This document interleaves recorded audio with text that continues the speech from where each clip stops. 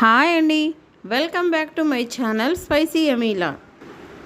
మనోజ్ని జైల్లో పెట్టిన అరుణ్, విడిపించిన సత్యం, బాలు. అసలు ఇదంతా ఎలా జరిగింది అనేది తెలుసుకోవాలంటే వీడియోని స్కిప్ చేయకుండా చివరి వరకు చూసేయండి.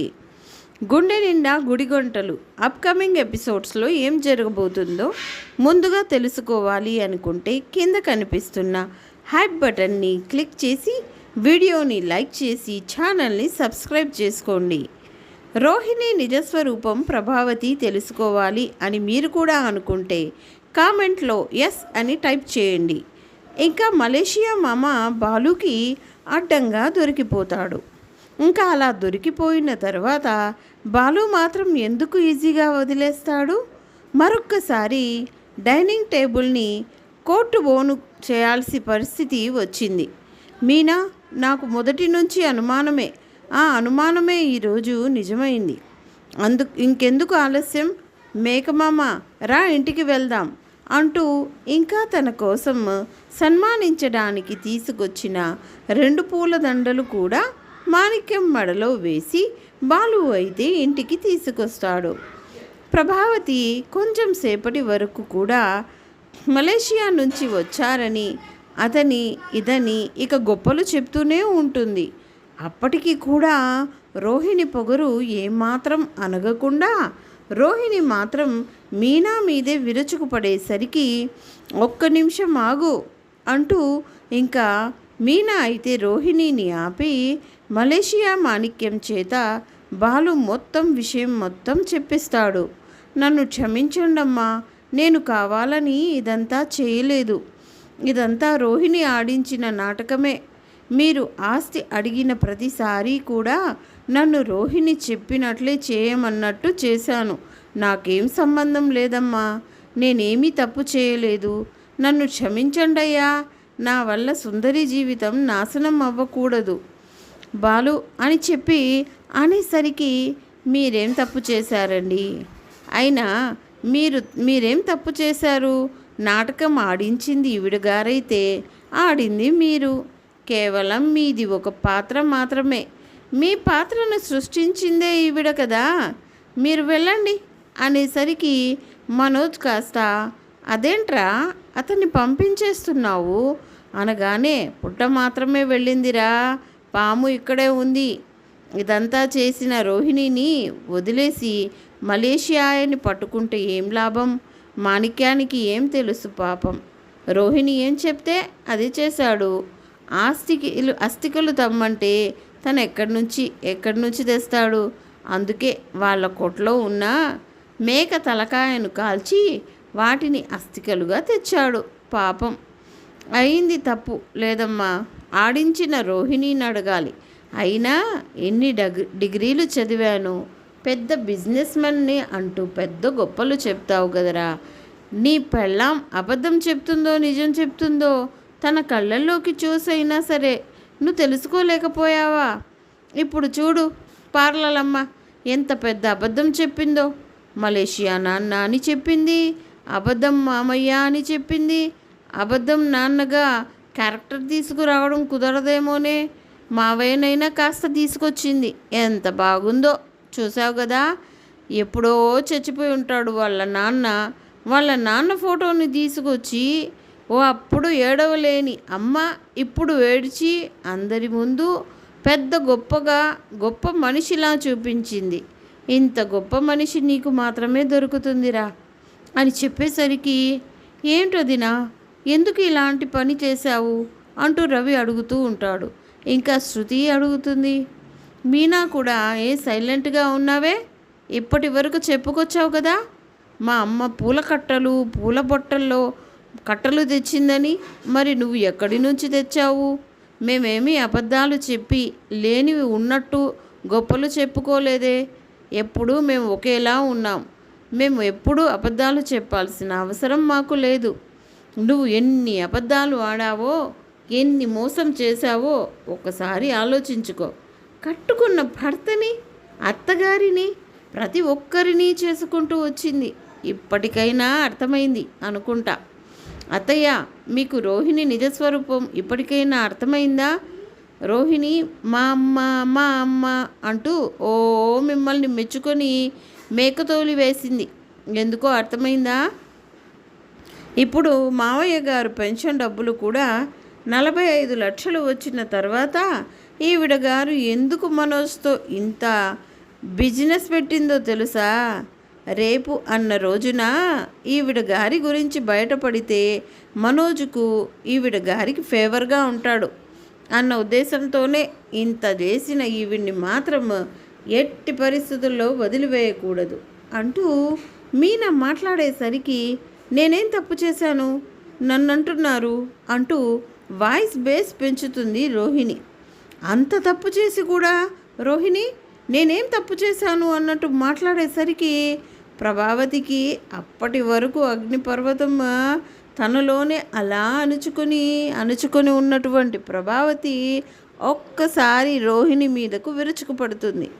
ఇంకా రోహిణికి ఆ చెంప ఈ చెంప వాయించి కొట్టేసరికి రోహిణి ఇంకా దెబ్బలు తిని ఒక్క నిమిషం కూడా నువ్వు నా ఇంట్లో ఉండడానికి వీల్లేదు, తక్షణమే ఇప్పుడే నా ఇంట్లో వదిలి వెళ్ళిపో అంటూ ఇంకా రోహిణి మెడపట్టి అయితే బయటకు గెంటేస్తుంది. అత్తయ్య అత్తయ్య అత్తయ్యను మీనాను ఇటు శృతి ఎంత ఆపాలని చూసినా నన్ను మోసం చేసిన దీన్ని కూడా నేను వదిలిపెట్టను. ఎవరైనా నాతో మాట్లాడాలి, ఈ విషయం గురించి మాట్లాడాలి అనుకుంటే వాళ్ళు కూడా తనతో పాటు బయటికి వెళ్ళిపోతారు అనేసరికి అందరూ నోరు మూసేస్తారు. ఇంకా ప్రభావతి అయితే పోవే ఇక్కడి నుంచి అంటూ ఇంకా బయటకు గెంటేయడంతో రోహిణి కాస్త వెళ్ళిపోతుంది. విద్య దగ్గరికి వెళ్ళి విద్యను పట్టుకుని ఏడుస్తూ ఉంటుంది. ఏమైందే, నేను అనుకున్నంత అయిపోయిందా అనగానే నువ్వు అనుకున్నంత అయిపోవడం ఏంటే అనగానే నువ్వు మధుర కళ్యాణ మండపంలో ఉన్నావని ఎప్పుడైతే నాకు చెప్పావో అప్పుడే మాణిక్యం కూడా అదే కళ్యాణ మండపంలో ఉన్నాడన్న విషయం నాకు తెలుసు. దానికోసం నేను నీకెన్నిసార్లు ఫోన్ చేశానో నీకు తెలుసా? పైగా నువ్వు ఫోన్ని సైలెంట్లో పెట్టుకుంటే ఎలా? నీకు ముందే ఈ విషయం తెలుసుంటే నువ్వు ఏదో రకంగా నువ్వు కాపాడుకునేదానివి కదా అంటూ ఇంకా మాట్లాడేసరికి అవునే, నాదే తప్పు, నేనే తప్పు చేశాను, ఇంత పెద్ద పొరపాటు జరుగుతుందని అస్సలు అనుకోలేదు, అన్నీ నాకే ఎందుకో ఇలా జరుగుతున్నాయే అంటూ ఇంకా రోహిణి కాస్త ఏడవడం అయితే మొదలు పెడుతుంది. ఓసి పిచ్చిదానా, నేను నీకు ఎప్పుడో చెప్పాను, అబద్ధాల మీద నీ కాపురం నిలబెడుతున్నావు, అది ఏదో ఒక రోజు బయటపడితే అబద్ధాల కాపురం ఒక్కసారిగా కుప్పపోలిపోతుంది అని చెప్పాను కదా. అయినా నువ్వు నా మాట విన్నావా? ఒక అబద్ధాన్ని కప్పిపుచ్చడానికి మరొక అబద్ధం అలా అబద్ధాలే చెప్పుకుంటూ వచ్చావు కదవే. ఇప్పుడు చూడు నీ పరిస్థితి ఏమైందో. నువ్వంతా ఫ్రాడ్ చేసి అంత ఫ్రాడ్లా మిగిలి మీ ఆయనతో బిజినెస్ పెట్టిస్తే మాత్రం మీ ఆయన నువ్వు చేసిన తప్పులన్నింటినీ క్షమించేసి మళ్ళీ నిన్ను దగ్గరికి తీసుకుంటాడనుకున్నావా? ఏ మనోజ్ గురించి నీకు తెలియదా? వాళ్ళ అమ్మ మాట దాటి నిన్ను ఎప్పుడైనా ఏదైనా చేశాడా? నువ్వు చెప్పిందల్లా వింటున్నాడు, గుడ్డిగా నిన్ను నమ్మేస్తున్నాడు కదా అని నువ్వు మనోజ్ మీద బాగా ఎక్కువ ఎక్స్పెక్టేషన్స్ పెట్టుకున్నావు. ఇప్పుడు చూడు ఎంత ప్రాబ్లం అయ్యిందో, ఎంత పెద్ద ఇబ్బంది జరిగిందో అంటూ మాట్లాడేసరికి అది కాదే అని చెప్పి అనగానే ఇంకా నువ్వు ఏం చెప్పుకున్నా నీ ఇష్టం, నువ్వు నాకు సంజాయిషి చెప్పాల్సిన అవసరం లేదు, నిన్ను నువ్వు సంజాయిషి పరచుకో, అర్థమవుతుందా? ఉండు కాఫీ తీసుకొస్తాను అంటూ ఇక లోపలికి వెళ్ళిపోతుంది. ఇంకా ఇక్కడ మనోజ్ అయితే గదిలోకి వెళ్ళిపోయి రోహిణి తనకు చెప్పిన అబద్ధాలు, తనతో గడిపిన క్షణాలు మొత్తం అన్నీ కూడా గుర్తు తెచ్చుకుంటూ ఉంటాడు. ఇంకా అలా గుర్తు తెచ్చుకున్నవాడు కాస్త బయటికి వచ్చి బాధపడుతూ బయటికి వచ్చి రోడ్ల మీద నడుచుకుంటూ వెళ్తూ ఉంటాడు. అదే రీతిగా అటుపక్క నుంచి మణికంఠ కూడా వస్తూ మణికంఠ బండికే డాష్ ఇవ్వడానికి సిద్ధపడేసరికి ఏంటి మనోజ్, ఏమైంది, ఏం జరిగింది అని అనగానే మోసపోయాను బ్రదర్, మోసపోయాను అనగానే, ఏమైంది బ్రదర్ అని చెప్పి అనగానే మొత్తం అంతా కూడా మణికంఠకి చెప్పేస్తాడు. ఏంటి, నిజమా? అంటే ఇన్ని రోజులు మీ ఆవిడ నీకు అబద్ధం చెప్పిందా, మోసం చేసిందా అని చెప్పి అనేసరికి, అవును బ్రదర్, మోసపోయాను మోసపోయాను బ్రదర్ అంటూ ఏడవడం అయితే మొదలు పెట్టేస్తాడు. సరే అని, నన్ను ఏదైనా ఎక్కడికైనా ప్రశాంతత కోసం తీసుకెళ్ళు బ్రదర్ అని చెప్పాను. కానీ మనోజ్కి ఓవర్ యాక్షన్ చేయడం బాగా అలవాటు కదా. తాగేది కొంచెమైనా కానీ ఓవర్ యాక్షన్ అయితే బాగా ఎక్కువ చేస్తాడు కదా. ఆ విషయం పాపం మణికంఠకు తెలియక ఒక బార్ దగ్గరికి అయితే తీసుకెళ్తాడు. మణికంఠ తక్కువే తాగుతాడు. మనోజ్ మాత్రం ఇంకా రోహిణి తనని మోసం చేసింది అనే బాధలో విపరీతంగా తాగేస్తాడు. తాగేసి ఇంకా రా బ్రదర్ వెళ్దాము అనగానే, పట్టపగలే రా బ్రదర్ వెళ్దాము అంటే, లేదు లేదు నేను రాను అన్నట్టు మారం చేయడంతో ఏదో రకంగా బండెక్కించుకొని కాస్త తీసుకొస్తూ ఉంటాడు. అలా తీసుకొస్తూ ఉంటే ఒక చోట ట్రాఫిక్ పోలీసులు మందు కొట్టిన వాళ్ళని చెక్ చేస్తూ ఉంటారు. సో వీళ్ళని కూడా ఆపేసరికి మణికంఠ తాగడు, ఎందుకంటే డ్రైవ్ చేయాలి కదా. మనోజ్ మాత్రమే తాగుతాడు. మణికంఠ తాగకపోయేసరికి డ్రైవింగ్ చేసిన వాడినే కదా ఊదుతారు, వెనకాల కూర్చున్న వాడికి ఏమీ ఊదరు కదా. సో ఇంకా మణికంఠకు కూడా ఊదేసరికి మణికంఠ తాగలేదు. వెళ్ళండి అనగానే, నాకు ఊదరా అంటూ వీడేమో గొడవ చేస్తూ ఉంటాడు. గొడవ చేసేసరికి, ఏంటయ్యా నువ్వేమి బండి డ్రైవింగ్ చేయట్లేదు కదా అని చెప్పి అనగానే, లేదు మీరు నాకు నోట్లో పెట్టాల్సిందే అంటూ గొడవ చేసేసరికి ఆ పక్కనే అరుణ్ అయితే ఉంటాడు. అసలే అరుణ్కి టెంపర్ ఎక్కువ, మామూలుగానే టెంపర్తో ఉంటాడు. సో అరుణ్ కాస్త చూసి, ఏంటి గొడవ అని అనగానే, సార్ ఫుల్గా తాగినట్టున్నాడు, తాగేసి డ్రైవింగ్ చేయకపోయినా నోట్లో పెట్టి ఉదమని చెప్తున్నాడు అని అనేసరికి, ఇలాంటి అతనితో వెళ్తే ఈయనకు కూడా ప్రమాదం జరుగుతుంది, ముందు వీడికి తాగింది దిగే వరకు స్టేషన్కి తీసుకెళ్ళండి అని అనేసరికి, సార్ వాడు చాలా మంచివాడు సార్, తన భార్య తనని మోసం చేసిందని బాధలో తాగాడు సార్, సార్ ప్లీజ్ సార్ వదిలేయండి సార్ అని అనగానే, కానీ ఇన్స్పెక్టర్ ముందు ఆటో నాపు అనగానే, సార్ ప్లీజ్ సార్ అంటూ ఎంత బ్రతిమలాడుతున్నా కానీ వినిపించుకోకుండా ఇంకా అరుణ్ అయితే మనోజ్ని బలవంతంగా ఆటో ఎక్కించి మరీ స్టేషన్కి తీసుకెళ్తారు. ఒక బల్ల మీద కూర్చొని ఉండగా, నేను పెద్ద బిజినెస్ మెన్ని, ఏసీ కూడా లేదు, నేను ఇక్కడ ఉండలేకపోతున్నాను అని చెప్పి ఒక బిల్డప్ ఇస్తూ ఉంటాడు. మనోజ్ అయితే, షర్ట్ విప్పేసి కూర్చోరా, ఏసీలాగే ఉంటుంది అని షర్ట్ ఒంటి మీద షర్ట్ కూడా ఉంచరు, కేవలం ప్యాంట్ మాత్రమే ఉంటుంది.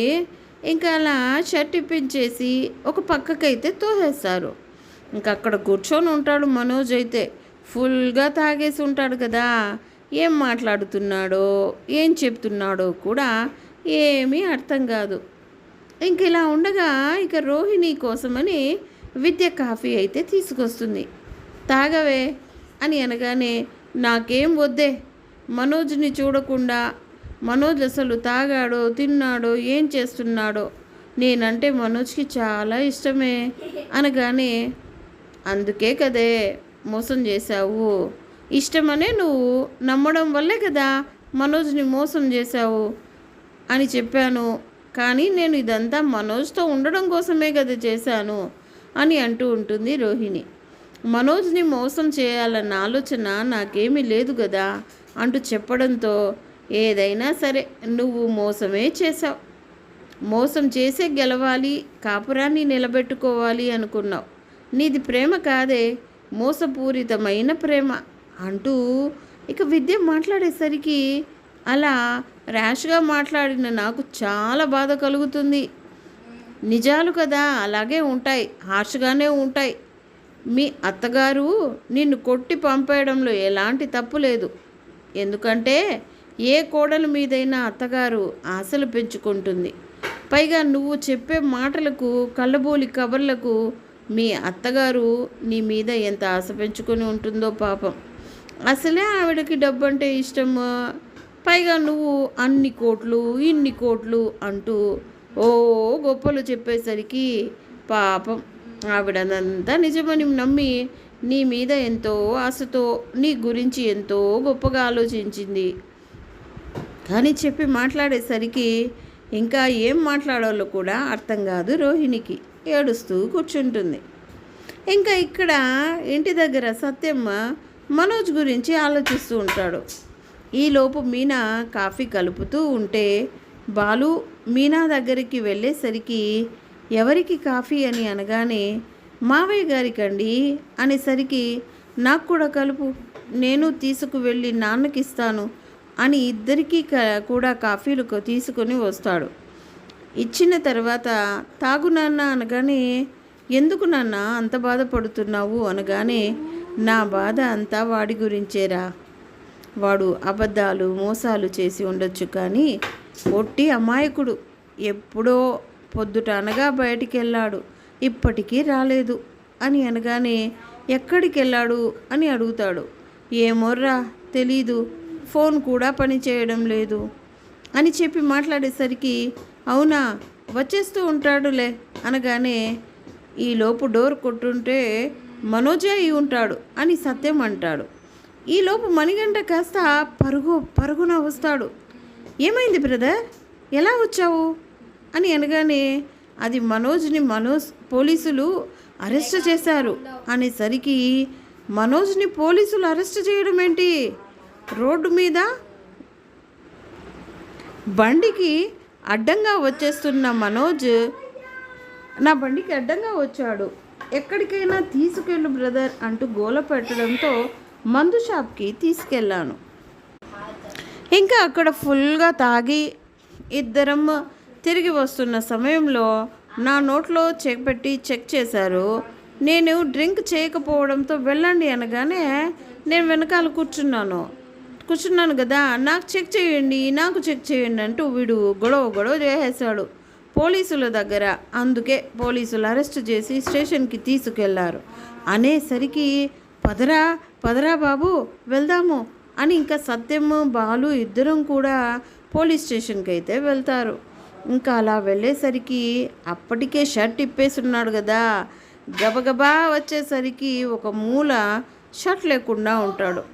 షర్ట్ లేకుండా ఉండేసరికి ఎవరు మీరు అనగానే మనోజ్ అనగానే ఏంటి ఇతను ఫుల్గా తాగి పోలీసులతోటే గొడవ పడుతున్నాడు, అందుకే తాగింది దిగే వరకు ఇతన్ని వాళ్ళు ఎవరైనా వస్తారు కదా అని ఇక్కడికి తీసుకొచ్చాము, ఇదిగోండి షర్ట్ అంటూ మనోజ్కి ఇవ్వడంతో మనోజ్ తొడుక్కునే పరిస్థితిలో ఉన్నాడా.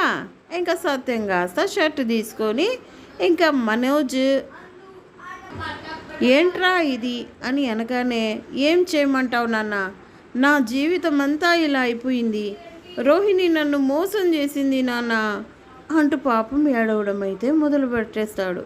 ఇంకా ఈలోపు బాలు కాస్త ఇన్స్పెక్టర్ దగ్గరికి వెళ్ళి సార్ మా అన్నయ్య అలాంటి వాడు కాదు సార్, మా వదిన తనని మోసం చేసిందన్న బాధతో తాగాడు, తనేమీ డ్రైవింగ్ చేయడం లేదు కదా అని అనగానే తెలుసు తను డ్రైవింగ్ చేయట్లేదు, వెనకాల కూర్చొనే ఉన్నాడు, కానీ తాగింది దిగే వరకైనా ఎవరికో ఒకళ్ళు వస్తారని ఇక్కడ తీసుకొచ్చి పెట్టాను అంతే, అంతకు మించి ఏమీ లేదు, తీసుకెళ్ళండి మీ వాడిని, ఇక మీద రోడ్ల మీద వదిలేయకండి, ఇప్పుడు మాతో గొడవ పడ్డాడు, లేదంటే పబ్లిక్ మీద గొడవ పడితే వాళ్ళు ఊరుకోరు అంటూ ఇక ఇన్స్పెక్టర్ కాస్త హెచ్చరించి పంపించేస్తాడు.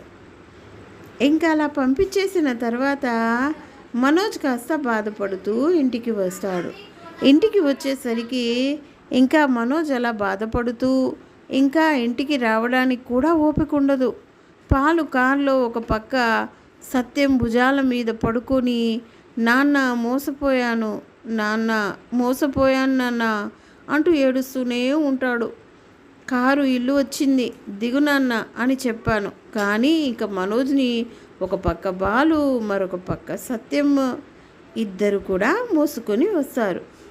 అలా మోసుకొని వచ్చేసరికి ప్రభావతి, ఏంటండి ఇది, ఏంటి ఏంటి చెప్పాను కదే, తప్పతాగి పోలీసులకు దొరికిపోయాడు, పోలీసులతో గొడవ పడ్డాడనేసరికి ఇక లోపలికి తీసుకొచ్చేయడంతో ఇంకా అలా పడిపోతాడు కిందకి. ఇంకా మనోజ్ని పట్టుకొని ప్రభావతి పాపం ఏడుస్తూ ఉంటుంది. నీకు గొప్ప జీవితం ఇవ్వాలని అనుకున్నానురా, అందుకే మలేషియా నుంచి వచ్చి నా పిల్లనిచ్చి పెళ్లి చేస్తే నీ జీవితం గొప్పగా ఉంటుందని ఊహించుకున్నాను.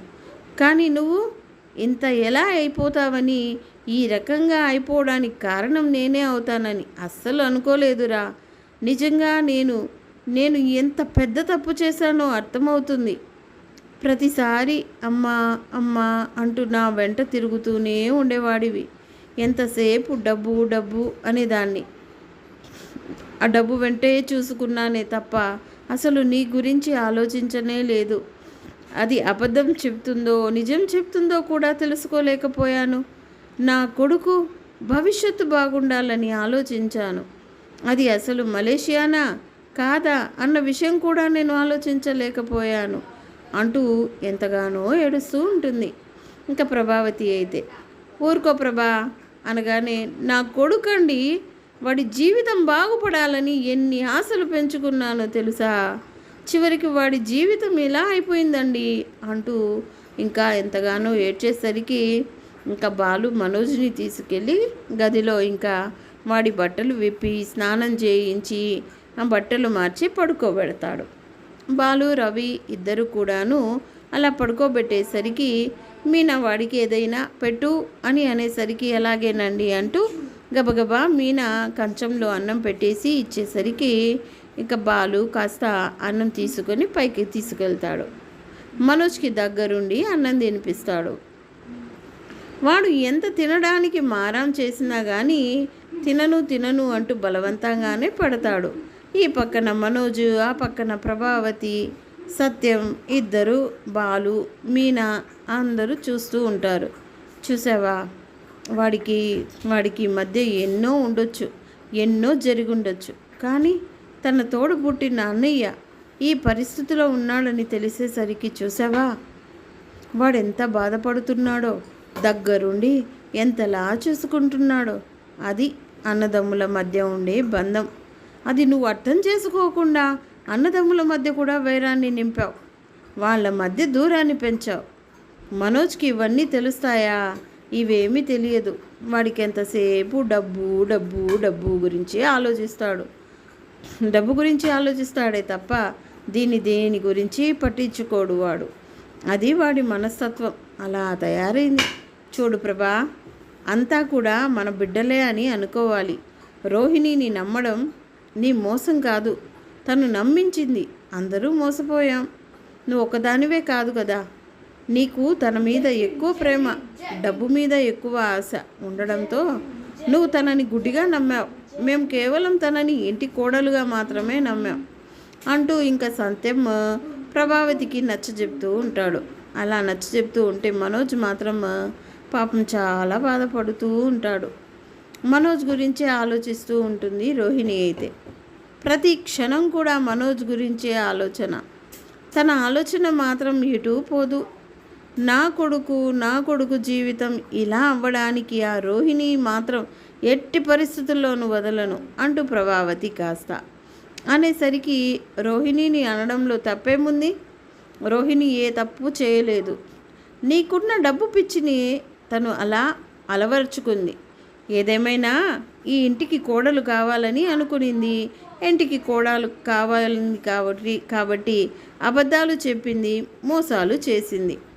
పైగా తన భర్త గొప్ప స్థాయిలో ఉండాలని మోసం చేసి నా డబ్బుల విషయంలో తను డబ్బులు వెనక్కి తీసుకొచ్చి తను మొత్తం ఇదంతా చేసింది.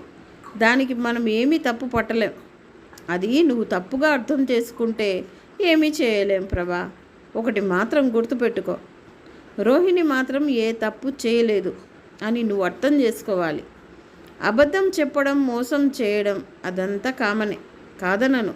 కానీ ఆ విషయం పక్కన పెట్టి నువ్వు ఒక ఆడపిల్లలాగా తన కాపురం నిలబెట్టుకోవడానికి ఇలా తాపత్రయపడిందని మాత్రమే తెలుసుకోవాలి.